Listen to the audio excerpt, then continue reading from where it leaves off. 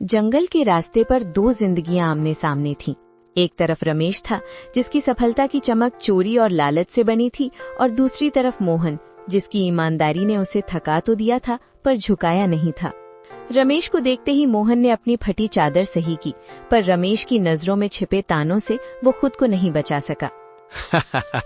अरे ओ मोहन भाई, कहाँ चले सुबह सुबह अपनी इस बूढ़ी कुल्हाड़ी को लेकर? फिर वही सूखी टहनियां ढूंढने? मरे हुए पेड़ तो अब शमशान में भी नहीं मिलते, तुम अब भी जंगल में उन्हें खोज रहे हो।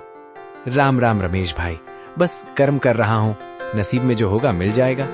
नसीब? अरे भाई, नसीब हाथों की लकीरों में नहीं, कुल्हाड़ी की धार में होता है। देखो मेरी गाड़ी ताजी लकड़ियों से लदी है, शहर पहुंचते ही गड्डियां हाथ में होंगी, और तुम्हारी हड्डियों की गिनती दूर से हो रही है। सुना है कल मंडी से खाली हाथ लौटे थे, बच्चों ने कल भी पानी पीकर रात काटी होगी। मोहन, आंखों में हल्की नमी पर आवाज में सख्ती। मेरे बच्चे क्या खाकर सोए, ये मेरी और मेरे रब की बात है रमेश, पर कम से कम उन्हें ये तो पता है कि उनका बाप किसी के हक की लकड़ी काटकर घर नहीं लाता। रात को जब मैं सोता हूँ तो मुझे परिंदों के उजड़े घोंसलों की चीखें सुनाई नहीं देती। रमेश ताने मारते हुए। आदर्शों से पेट नहीं भरता मोहन, ये जो तुम ईमान ईमान की माला जपते हो ना, इसी ने तुम्हें इस हाल में पहुंचाया है।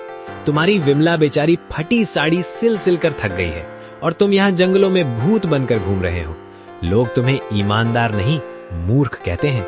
थोड़ा दिमाग चलाओ, मेरी तरह हरे पेड़ काटो, 2 दिन में घर की छत बदल जाएगी। वरना याद रखना, भूखे पेट वाले की शराफत को दुनिया कायरता कहती है। शायद तुम सही कहते हो रमेश, दुनिया के लिए मैं मूर्ख हूँ, पर जिस दिन मैं अपनी भूख मिटाने के लिए हरे पेड़ काटने लगा, उस दिन मुझ में और तुम में क्या फर्क रह जाएगा? तुम्हारी तिजोरी भर रही है, पर तुम्हारी रूह खाली होती जा रही है। मेरी कुल्हाड़ी सिर्फ लकड़ी काटती है, किसी की दुआएं या किसी जीव का घर नहीं। तू अपनी गड्डियां गिन, मैं अपना सुकून ढूंढता हूँ। जाओ जाओ, ये सुकून तुम्हें ले डूबेगा। शाम को जब खाली हाथ लौटोगे और नन्नू को रोते देखोगे, तब पूछना अपने इस सुकून से कि उसकी कीमत क्या है। फकीर ही रहोगे तुम मोहन, फकीर ही मरोगे। रमेश अपनी बैलगाड़ी को जोर से हाँकते हुए धूल उड़ाता निकल गया। मोहन वहीं खड़ा धूल साफ करता रहा। उसकी आंखों में आंसू थे, पर दिल में एक अजीब सा संकल्प। उसने अपनी कुल्हाड़ी मजबूती से पकड़ी और उस घने जंगल की ओर कदम बढ़ा गए, जहां आज उसकी परीक्षा होने वाली थी।